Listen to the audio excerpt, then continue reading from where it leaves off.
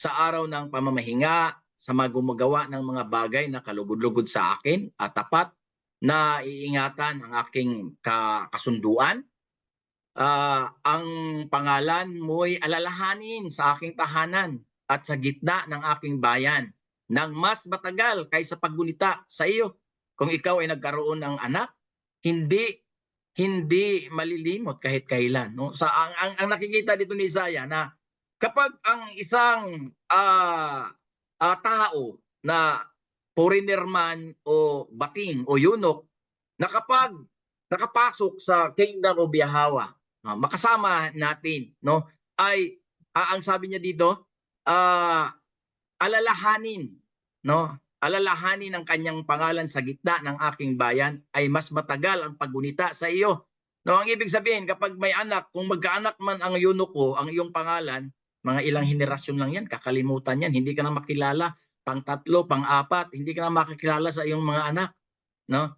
Dito po, no, hindi ka malilimot kahit kailan. Nakikita ko po yung nangyari sa atin, sabi ng punong kahan, no? Alam ko si Aba po ang nag-atas diyan eh, yung ilagay natin ang ating mga magkaroon ng frame bawat chapter, ilagay natin sa hayakal. Tingnan niyo mga kapatid, kung paano ito nalapat sa atin, no?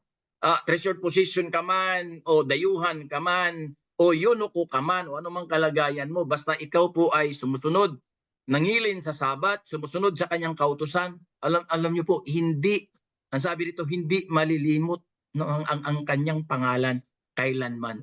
Literal to Aba, ang ganda, no? Kasi nandoon sa frame, makikita mo mukha mo doon, no? Dagdag ng dagdag doon kung mapupuno pala ang second floor at saka third floor pagdating ng panahon, ilang panahon ang lilipas, mapupuno pala, no? Mapupuno sa mga treasured position, no? At ang mga pangalan na yan, tayo na nandyan, eh hindi na yan maaalis.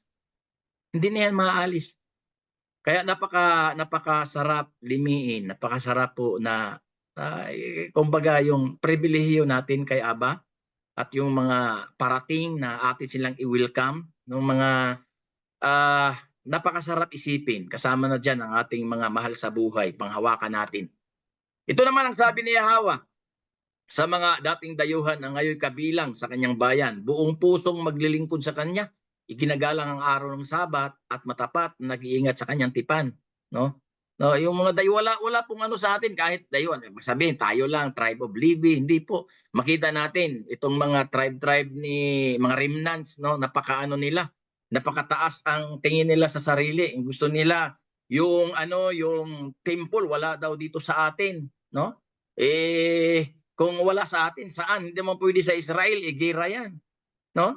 Kung kailan, mamatay na lang sila, walang na tayong temple. So ang problema nila, itong mga tinatawag na mga tribe of Judah, no?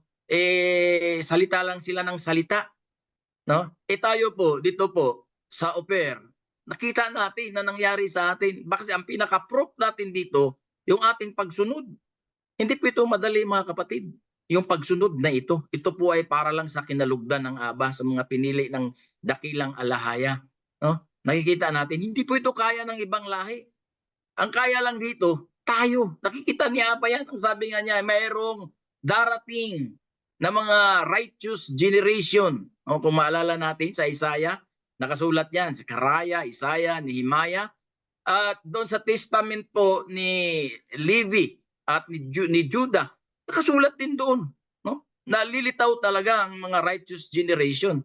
At doon po sa una mga kapatid, ang tinutukoy doon, kung balikan natin yung anak doon, Yasharal yun. Dati kapag binabasa natin ang verse 1, ang maisip natin si GC yun. No, hindi po. Natalakay na natin, matatapos na natin ng Isaiah, no? Nakita natin ang tinutukoy diyan pag sinabing may son, ang Yasharal, no, ang piniling lahi ng Aba Yahweh. Kaya ito po ang sinasabi po ni Aba. Basahin po natin dito sa chapter 7. Ang sabi niya, dadalhin ko kayo, sa Tagalog na tayo, dadalhin ko kayo sa banal na bundok, ipadarama ko sa inyo ang kagalakan sa aking hayakal. Malulugod ako sa inyong mga handog, at ang aking tahanan ay tatawaging bahay dalanginan sa lahat ng bansa. Grabe mga dalhin ko kayo sa banal na bundok. Alam niyo po itong mga pangyayaring ito kung paano naitayo ang Hayakal, yung history ng Hayakal, paano natayo ang halaran, itong ating prayer house. Ito po ay nakasulat. At hindi po ito kaya nating gawin na magdesisyon lang tayo. Hindi po. Ito'y nagagawa natin dahil sa patnubay ng Aba. Dahil nakikita niya tayo, kilala niya tayo. At ito na po yung panahon na nakikita ni Isaiah. Sabi, dadalhin ko kayo sa banal na bundok, ipadarama ko sa inyo ang kagalakan ng aking hayakal. Di ba tayo? Nung unang last year, kita natin kung paano yung, hindi pa nga tapos yung hayakal ha, o yung presence ng Aba. Naalala nyo ba yung sinabi doon sa Exodus o Leviticus ba yon? Yung holy place, ang sabi doon sa table of showbread, table of incense, ang lugar na yan, ang sabi ng Aba, yung lugar na yan, no? Diyan kayo dadaing at mananalangin at kayo aking sasagutin. Yung panahon na yun, nung pumasok kayo, nung humagulol kayo sa iyak, sa tuwa, sa galak dahil malapit nang matapos ang hayakal ng Aba, nangyari sa atin. Itong ating pinag-aralan ngayon, ipinadarama ko sa inyo ang kagalakan ng aking hayakal o tahanan. Malulugod ako sa inyong mga handog. Ilang bisis na natin nasaksihan mga kapatid na ang handog ng Aba kung paano po, nung insinso lang, nung itinayo pa natin yan, kung paano pumasok ang usok doon sa hayakal mula labas, nung hindi pa yan ang Gran Halaran, hindi pa. No? Kung patunay kung paano siya nalulugod sa ating mga handog, kung paano po kahit bagyo, kahit ulan, no, wala pong sagabal yan, bagyo, ulan, lalong lalakas, lalong nalulugod si Aba at hindi rin tayo umatras. Yung pagmamahal natin, ang tayong lahat, ang kahanim, ang levita, kahit basa, ginagawa natin. Bakit? Masaya tayo. May kagalakan tayo, nakikita natin yung presensya ng Aba. Pinatunayan sa gabing ito na nakasulat pala, sabi niya, ang kagalakan ng aking hayakal, malulugod ako sa inyong mga handog at ang aking tahanan ay tatawaging bahay dalanginan sa lahat ng bansa. Ang ibig sabihin mga kapatid, itong ating ginagawa ngayon ay matatanyag. Itong Yahweh Sham ay matatanyag. Makikilala po ito. Sabi ko nga, paano yun, Aba? So kung tayo ay nandito bilang treasured position at pagkatanyag ng Yahweh Sham, no, ay makikita natin dito na dadagsain talaga ng maraming mga dayuhan ang lugar na ito, no? At ang aking tahanan, sabi niya, ay tatawaging bahay dalanginan. Ito na-experience, alam ni Punungkahan yan. Noong nakaraang araw pa, may dumating. Yearly po yan, yung kapatid na yan, galing Belgium. Siya, hindi yan kasama sa GC. Siya po ay, nung umpisa, kasama na natin siya, pero inactive siya sa mga GC kasi nga, hindi siya marunong mag-cellphone. Basta ang alam lang niya, nanonood sa YouTube, pag nakita, mula nung buhay pa si Huitsi, at ang sabi ni Huitsi, huwag kang aalis, no? Diyan ka lang, kahit anong mangyari. Alam mo, sumunod talaga ang kapatid niyan, si Sister Lisa. Oh, Lisa yun eh. At ang kagandahan pa dyan, kasama niya ang kanyang mga kapatid. Tangtangan yan. Pupunta dito, no? Pupunta sa House of Prayer, hindi pa natapos yan. Dito pa lang sa House of Prayer. Ngayon sa Hayakal na, dinala ko kay Punungkahan, ipinasyal ko doon. At ganun ang kagalakan niya. Ang sabi ng kapatid, ang swerte pala namin. No, nakapasok kami.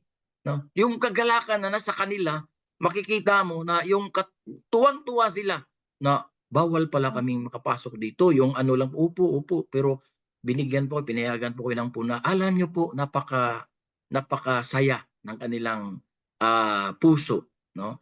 At kahapon lang din ata yun, biglang dumating si Dr. Tamayo. At gusto ring makita ang hayakal, pinayagan din ng Punungkahan, no? Ganon din ang tuwa sa kanya. At siya, Aba Yahweh, sabi ko nga sa kanya, basta kami ngayon, wala na kaming misaya. Ang aming misaya, ang tagapagligtas namin, walang iba. Ang Aba Yahweh, wala rin naman tutol. Wala rin tutol. So ang ibig sabihin mga kapatid, ipinapakita lang sa atin ni Aba Yahweh na darating ang malapit ng panahon na talagang dadami tayo. dadami tayo. Kaya pag nakita natin yung paglilinis niya sa atin, ganun na lang.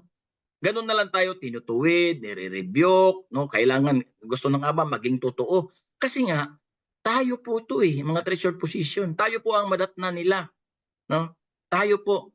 At sa atin, tiyak po natin na tayo po yung henerasyon na tinutukoy po, no? Sa mga ni Judah na darating nung sa Testament of Judah, maalala po ninyo? Kasi po, itong mga tribe of Judah ngayon, yung remnants ko no, na tinatawag, di sila maniniwala na tayo. Hindi naman pwedeng sila. Kasi tandaan po nyo ang sinasabi ni Judah noong kanyang testament. Sabi niya, mga anak, kung naalala nyo ito mga anak, pakinggan ninyo si Levi at ang kanyang mga lahi. Kasi ang authority ko ay king, panglupa lang. At ang authority ni Levi ay panglangit. Kung naalala nyo yung mga kapatid, hindi ko makalimutan yan. So ang ibig sabihin, napakataas ang authority ni Levi at tayo po ang tribe of Levi. Kaya sa atin po ibinibigay ng Aba ang pamamahala sa kanyang kaharian. Ang mangunguna po nito ay kahanim. Hindi nila matanggap na sa atin. Kaya kanino pala ibibigay yan kung hindi sa tribe of Levi talaga? Hindi naman pwede silang ang tribe of Judah ay ang mag-alay. Hindi naman. Ang mag-alay lang talaga ay ang tribe of Levi. Tayo ang magturo sa kanila. Lalo na ito ngayon, ang katuruan ng mga Messianic, kumalat yan. No? Kahit Abayahawa, Yahweh, pinalitan lang nila si Kristo ng Yahweh. So, tayo mga kapatid ang magtuturo sa kanila. Itong aral na natanggap natin, no? Ito yung ibibigay natin, ibabahagi natin sa kanila. No? Kaya ganun na lang tayo tinuruan ng Aba dito sa kingdom. Ipinangako pa ng alahaya sa Yasharal na ibinalik niya mula sa pagkatapon. Sa marami pa siyang isasama sa kanila para mapabilang sa kanyang bayan. Pangako ng Abaw. So hindi po ito panahon nila Maccabees. Sa Babylonia nung panahon nila. Pagkatapos Persian, pagkatapos nagkaroon ng katahimikan, Maccabees, nagkaroon na namang mga pagsasakop uli. No? Hindi ito tumutugpa sa kanila. So tumutugma po ito sa ating kapanahunan na ang mga Yasharal ay ibinalik niya mula sa pagkatapon nang marami pa siyang isasama sa kanila para mapabilang sa kanyang bayan. Ibig sabihin, itong tayo, mga tribe of Levi, ngayon, marami pang mga dayuhan o mga remnants na totoo na si Abayahawa lang, no? Wala nang, hindi na Messianic, hindi na. Kasi tayo, naintindihan natin, nakikita natin kung paano po yung paggiba ng mga mananakop sa lahat ng kasulatan ng mga Hebrews book, no? Tinago nila. Sa atin po, lantarang ipinaunawa sa atin ang dakilang Abayahawa. Na wala po tayong pagtatalunan na tayo po yung sanga, tayo po yung righteous generation na darating, at tayo yung tinutukoy ni Judah, no? Na sabi doon, ang pinanghawakan kanina, kingship ni Judah. Isabi nga ni Judah ay makinig kayo kay Levi kasi ang aking kaharian, ang aking authority, panglupa lang. Ang kay Levi, panglangit yan. So mga kapatid, yung authority na ibinigay sa atin ng dakilang Abayahawa ay napakataas. At sa atin po ipinagkatiwala ng ating dakilang alahaya. Kaya purihin ang ating dakilang Aba. Tuloy tayo. Ito po ang mangyayari. No? Yasharal, irresponsible leaders. Ito po ang mangyayari. All your beasts and of the field, come and devour all your beasts of the forest. His watchmen are blind. They are all without knowledge. They are all silent dogs.